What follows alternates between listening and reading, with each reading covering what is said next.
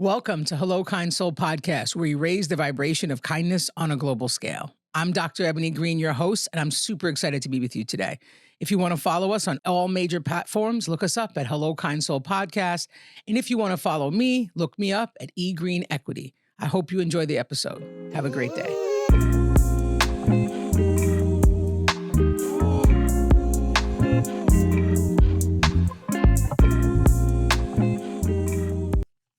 Welcome to Hello Kind Soul Podcast. I'm your host, Dr. Ebony Green, and we raise the vibration of kindness on a global scale. And today we have in community with us, Dr. Yolanda Ruiz. She is truly an amazing human, very much a rock star and a legend in the education space. But most importantly for me, the best way to describe her interactions in my life is talking to her feels like a warm hug.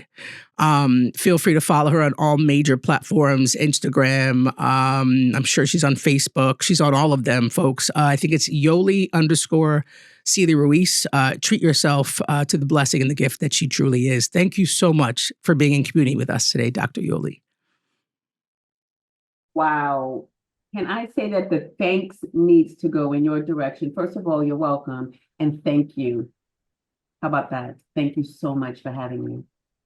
Yes, it's so interesting because I was like, well, what could we chat about? And I'm like, you know what? Like everything about your presence in my life has been one of peace, right? And it's something I've sought for so long and didn't really know I was missing, right? And so I think the best way to start our conversation is, how do you continue to live a life that exudes peace and love in all of your interactions, even though we know that this life is lifing constantly? Oh my goodness. Ebony, Dr. Sis, it's a decision that I made. And I want to tell you that sometimes we do have to pay attention to those feelings. Some people call it the subconscious, some people call it the gut. But I have to say maybe about 8 or 9 years ago, when I was at a breaking point with so many things in my life, being a caregiver, taking care of my mom, being divorced, taking care of my daughter. And I remember it well. It was the month of January. And I said to my mother, she was standing in my doorway, I said, if I don't do something, I'm going to break. 7 years, Dr. E, I have been holding this idea, hearing my dear friend, Dr. Lalita Vasudevan, who had engaged in Vipassana, a 10-day silent meditation retreat. And I said, this is what I know I need someday, but how am I going to do it? Taking care of my mother on tenure track, taking care of my daughter, how will I do it? But that January, I made the decision, I have to do it. So that was the beginning of really seeking peace. Now, I'll have to tell you, there were a lot of storms that came after, but that Vipassana experience grounded me and grounds me to today as I have really worked on my meditation practice. I've really increased my prayer and practicing student healing-centered education with my dear friend, Dr. Angela Costa. That's how I maintain the peace. The short of the answer is you make the decision and then you practice it. And you cannot let anything stop you from having peace as the default. Although at times, life, as you say, will interrupt it. But your default, you have to decide, is peace. I made that decision. Man, that's a whole word. So I wonder, how do you help others choose it, right? So I think for you and I, it's very similar. There's this moment, which is really a breaking, I call it an ego death, where you realize that it requires you to step outside the conformity or the rigidity of what you think you have to do, and you start to lean into what you've been called to do. What do you say to folks who struggle to give themselves permission to do so? Because the goal is for us to help folks avoid the break or even getting to that peace. So how do you grant yourself permission? What do you encourage others to do, to think about, to make sure they engage in those processes earlier before these moments come to pass? Sure. Well, the first thing is I encourage them to see that they're worth it.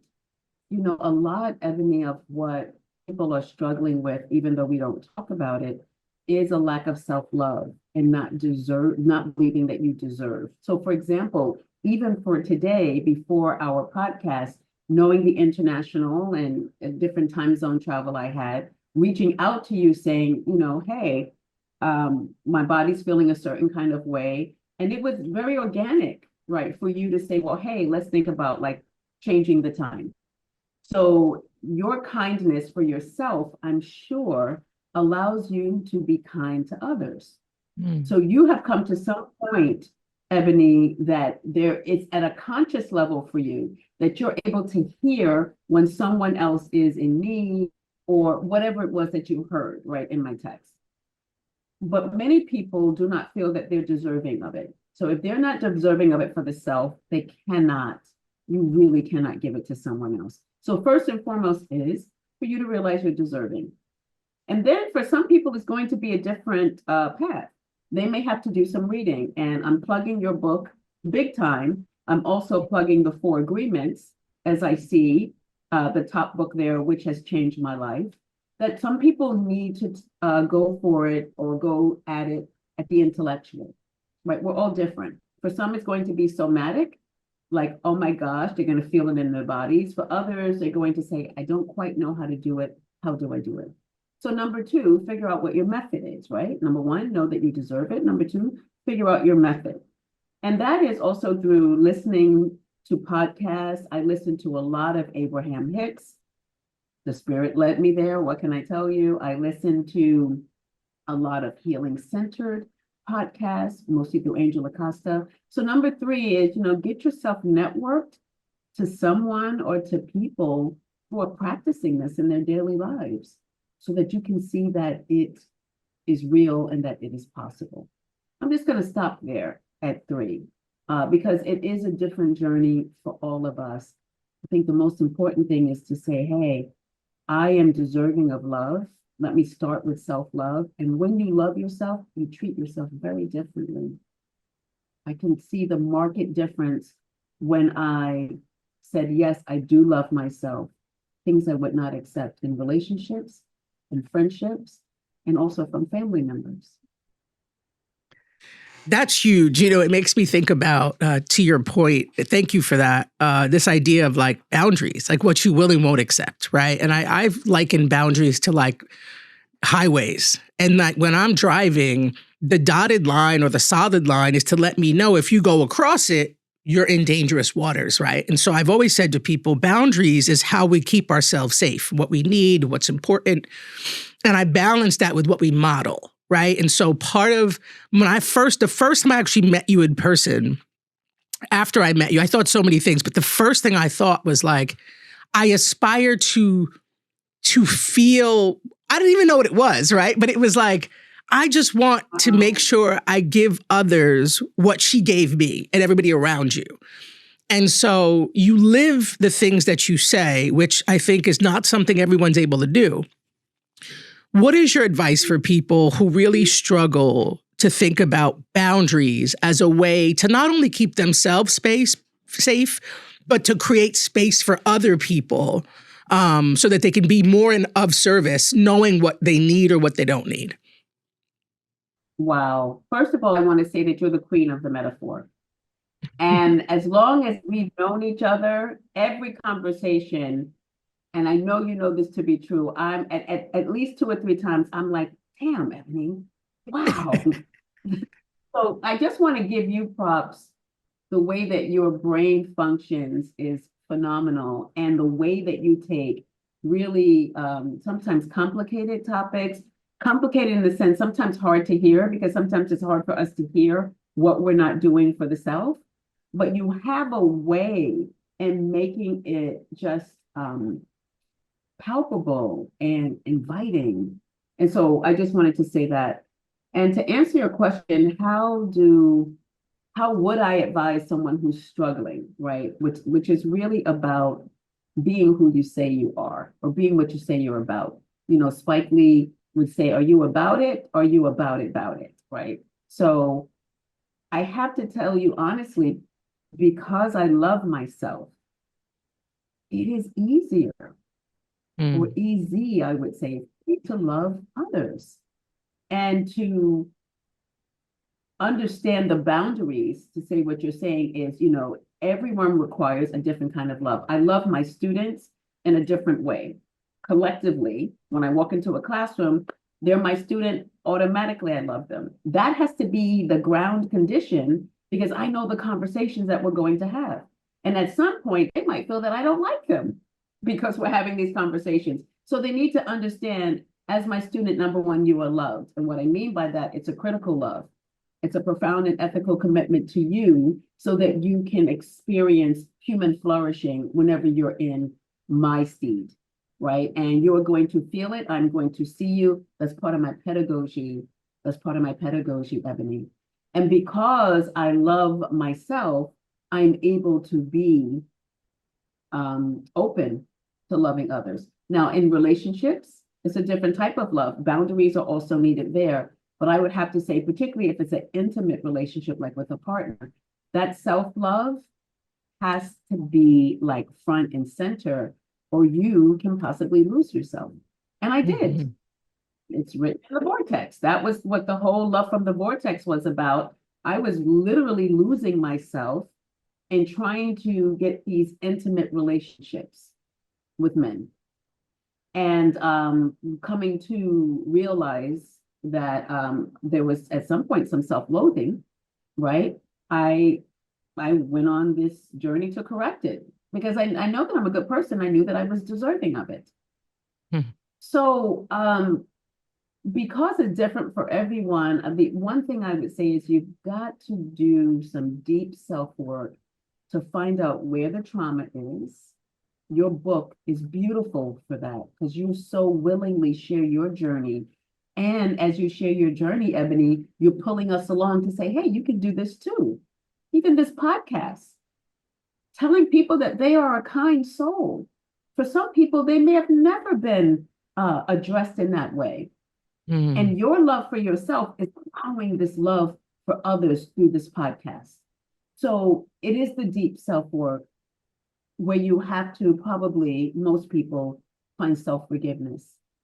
And I don't know why this is coming up, but for those of you who may need to hear this, for some women who maybe have had abortions or have treated themselves like less than in a relationship with a male or female partner, just to say that, oh, somebody loves me.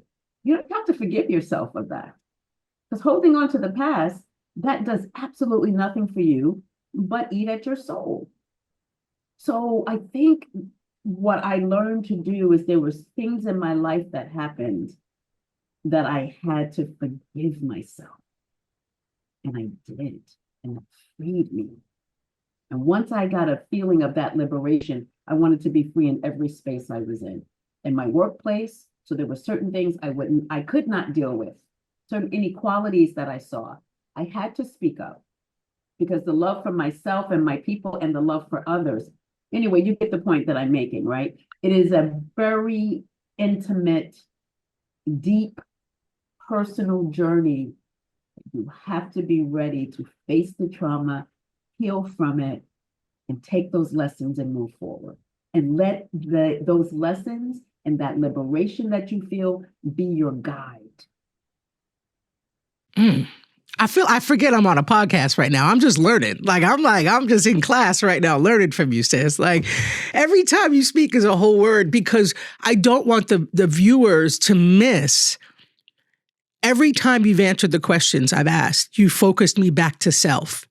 And I think so often people forget that it's an inside job. Like you don't create it outside unless you do it inside, right?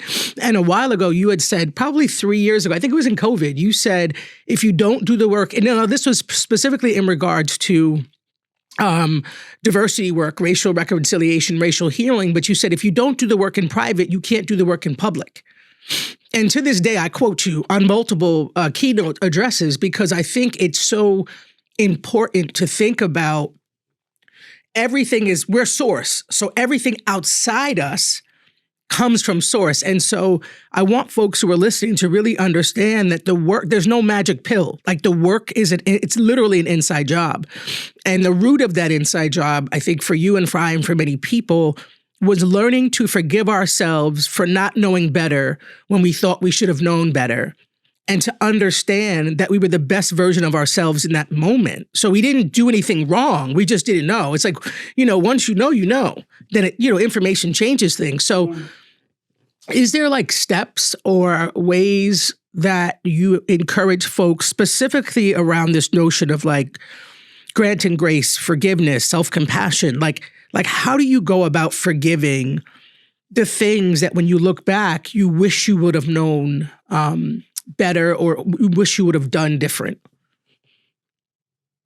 I understand. First of all, you have just redefined inside job. Hello. I'm going to figure out, like, as I talk about arc of self and inside job, thank you for your language, Dr. Ebony. Just like, thank you, thank you, thank you. So, it's as you said, you just described it. There is no one way. But if there is one thing I would say, there has to be the honesty with the self.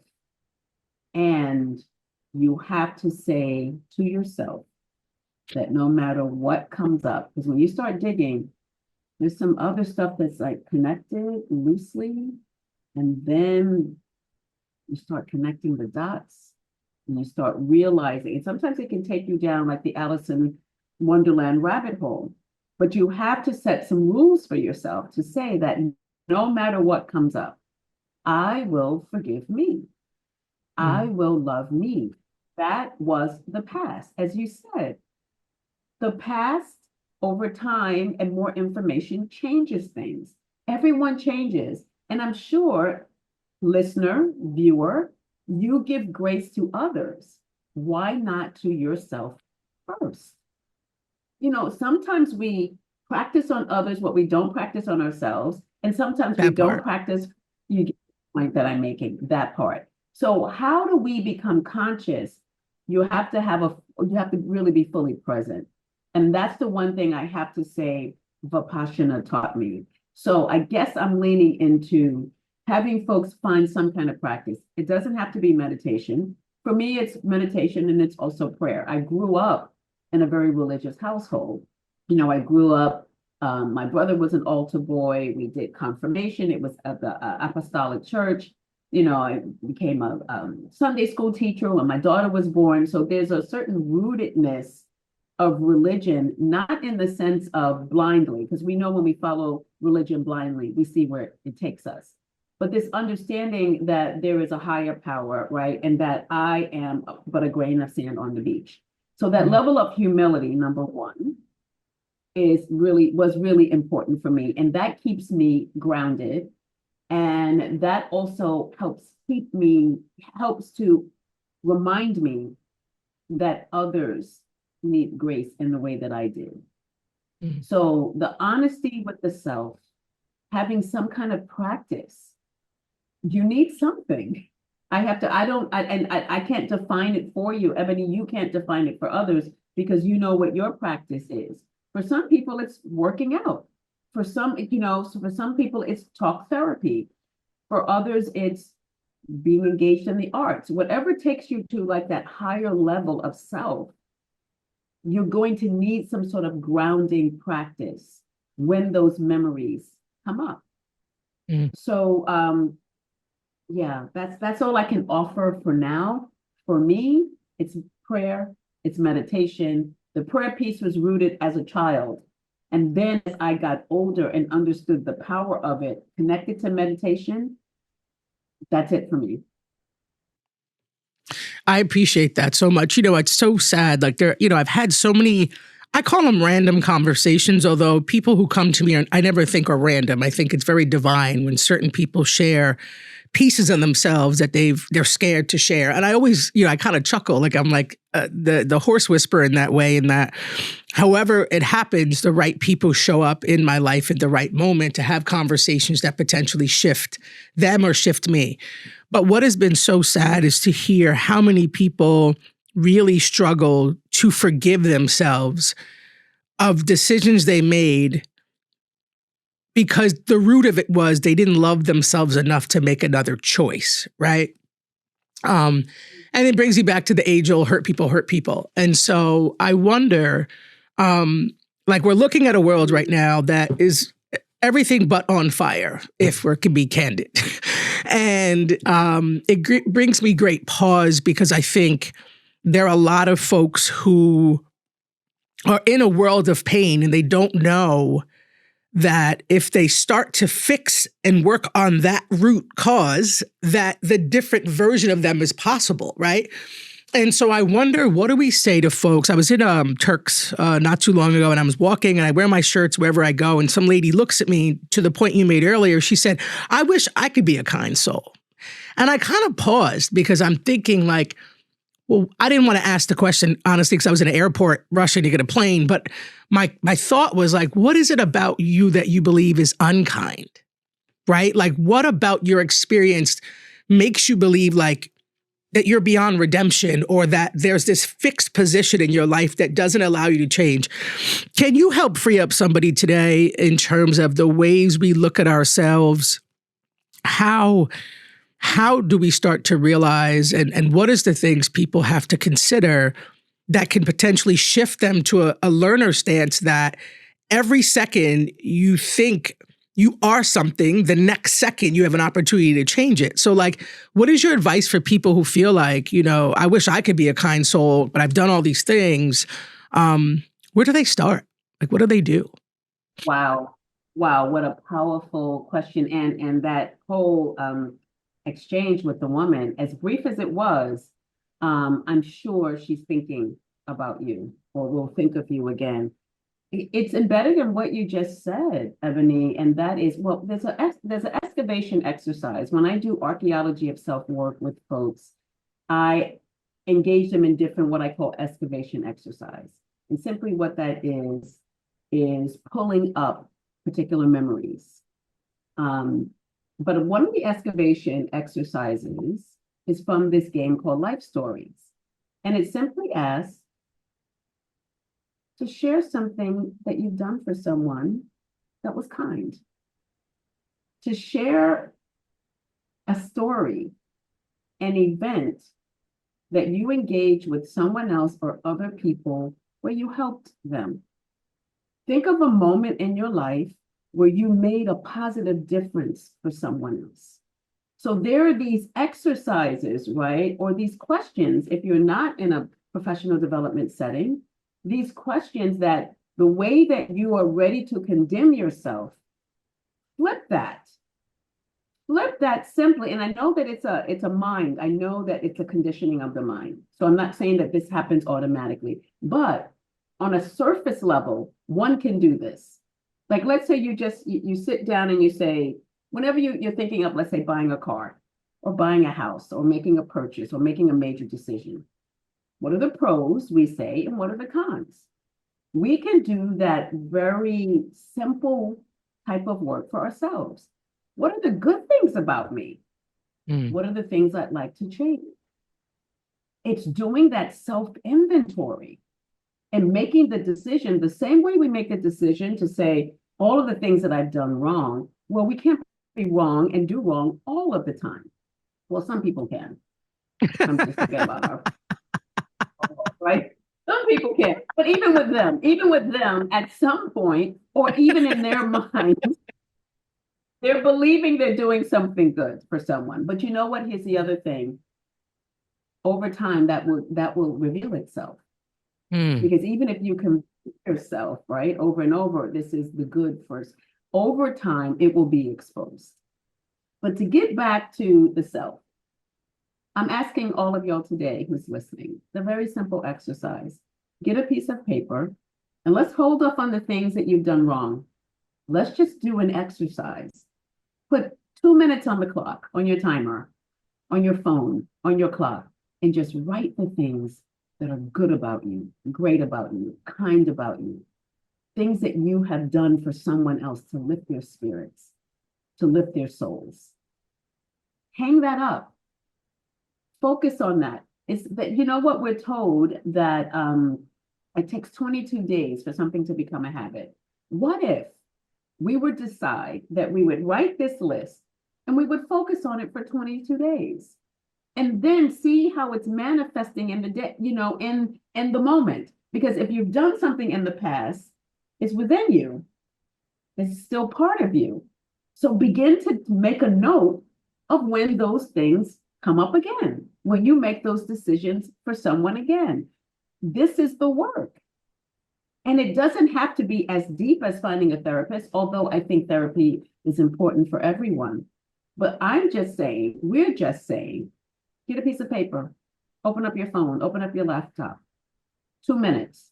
What are the great things about you? Make the list, print it out, hang it up, focus on it for 22 days. Make a brain match and see what happens. I appreciate that. And I appreciate it so much. One, because I did get to sit in on your session once, which I thought was like mind blowing.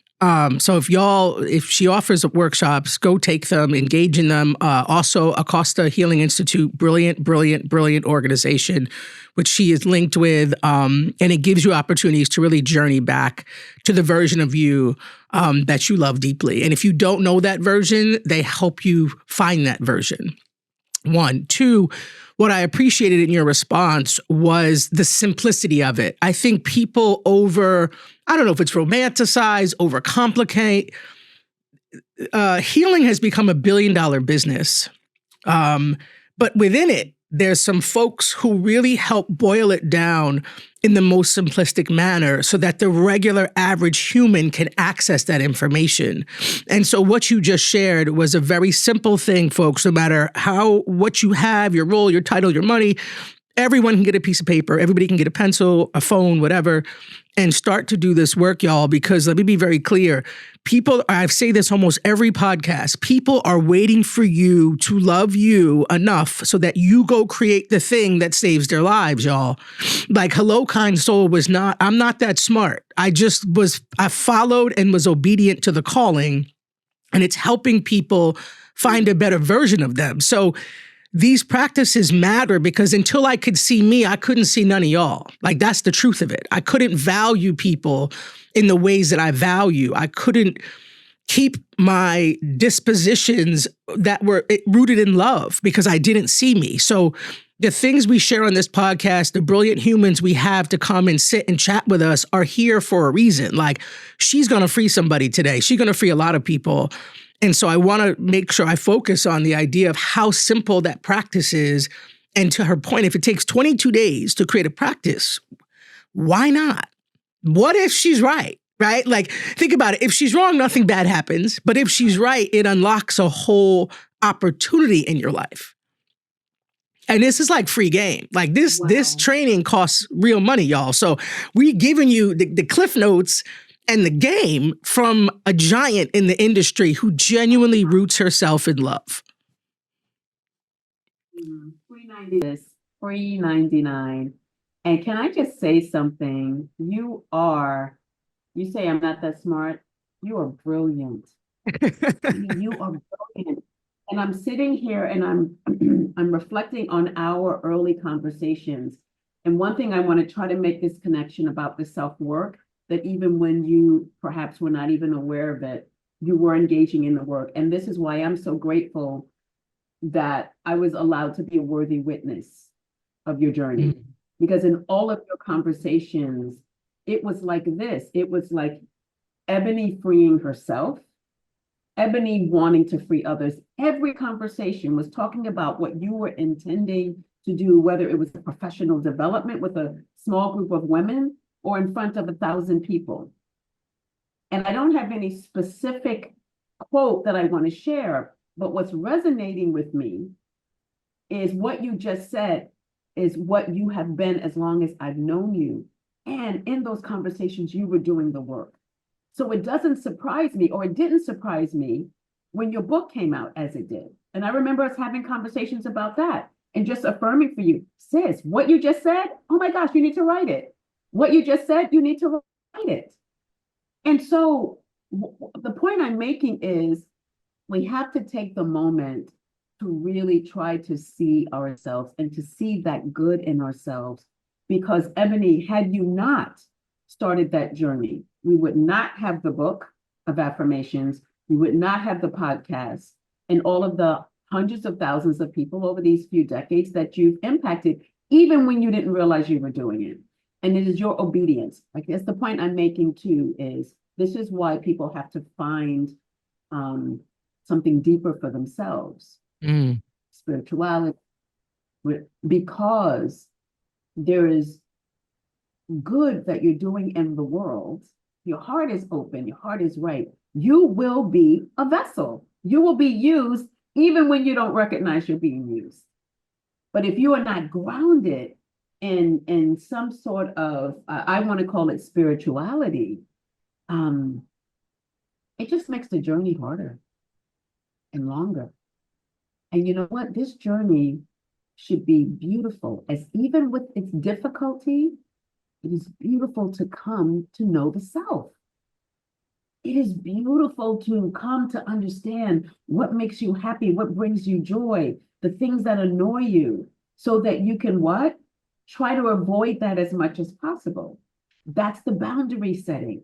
This self-knowledge is such a beautiful, beautiful space to live in. I just want it for everyone. You know, I feel like we're coming up towards the end, but there are two particular questions I think really matter. The one thing that's always fascinated me also, even when I listen to your talks, which whether I'm in your presence or online listening to them, it almost feels like you're very mindful of the words you use. And I always said, you know, I did a podcast on your words can either harm or heal. And so we have to be careful in the words we use every day. How do you make sure that you're always healing and not harming? Even when you're critical, like even when we need critical feedback.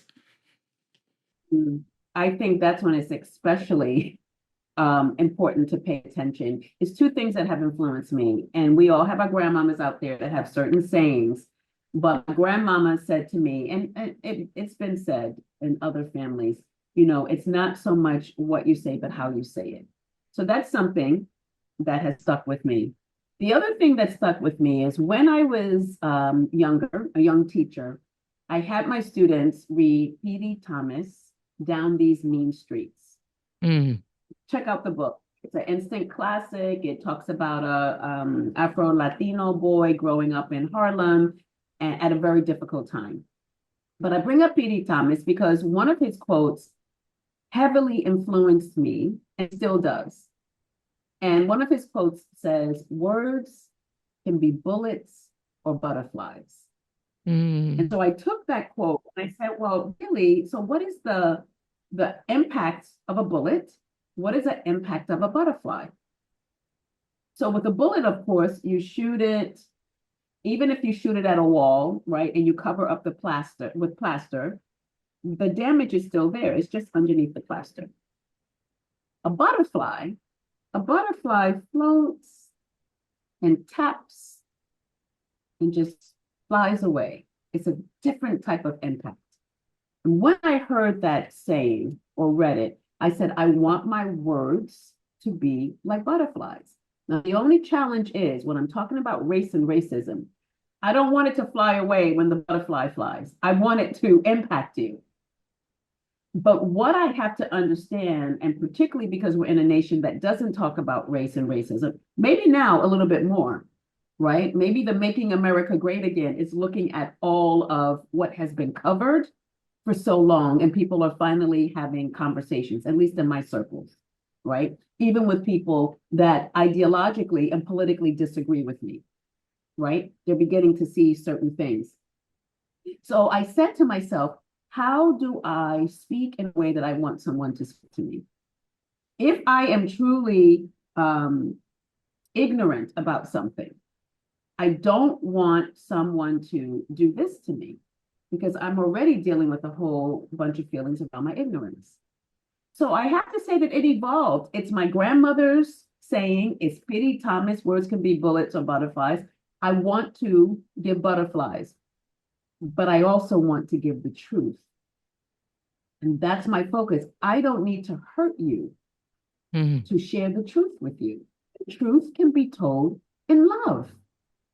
It could be that critical love I'm talking about, a profound and ethical commitment to the communities I serve. If you're in my PD session, I have a profound and ethical commitment to you. And my ethic is not that I harm you. My ethic is that I expose you to the truth. Now, whether or not you're able to accept the truth is your own self-work. And that's part of boundaries too, Ebony, because when I first started this work, I felt like it was my responsibility to change every heart and every mind, and I'm going to do it in 3 hours. Not only is that unrealistic, I don't have that as a superpower. But what I can do is try to be loving and truthful and have you see that your racism, your sexism, your homophobia is harming people. And in the way that I showed care with you, perhaps you will show care, particularly if you're a teacher dealing with children, you will show care to that child. So what I do feel a deep responsibility for is as I interact with teachers and teachers that will have students who look like me, it's my opportunity to at least try to tap into their humanity. So that when they remember the sessions they had with me, yes, they got the truth, but it did not try to harm them. So that when they teach, yes, teach in the truth and do not harm somebody else's child. Ooh, that was fire. That is so fire. It is amazing to see your shift when you're talking about the things that light your soul on fire, right? So I know we're running a little long, but I just have one or two more questions. One, I saw a post the other day that said, imagine if we measured success by how people felt safe in your presence. And I was like, oh, that's a whole word. Like, I don't even know what to do with that, right? And it helped me realize this notion of purpose. And like, for me, part of my purpose is creating the conditions for safety for people to have deep conversations.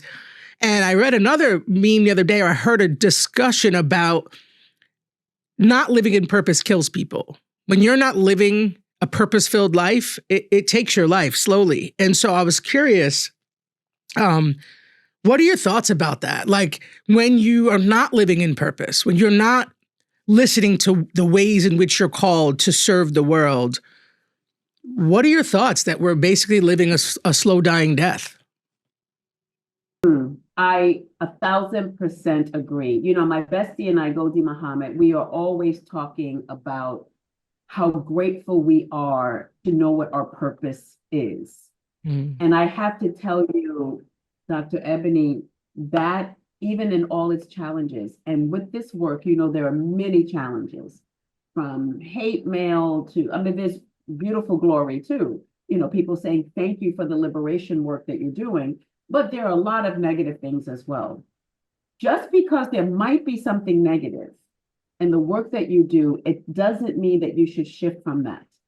If it hits you, and if you are feeling like, wow, every time I engage with this, I feel free. I feel the potential, as you're saying, to free someone else, to make someone's life better. As my grandmother would say, you can't live in this world by yourself. So my thing is, how am I trying to make the world a better place or help someone, whether it's my mother that I caregive for or my daughter? How am I doing something purposeful? Sis, this work gives me so much purpose. I cannot imagine what else I would be doing or what my life would be like. What would I be trying to buy? The fanciest car, maybe? Not to say that that's anything wrong with that. I'm sure I would be trying to fill my life with things.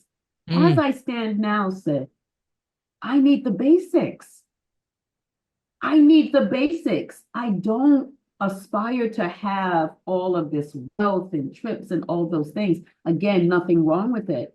But I feel so satisfied every time I do a PD or I teach a lesson to young people, because the value that I feel for myself is phenomenal, because I know I'm living my purpose.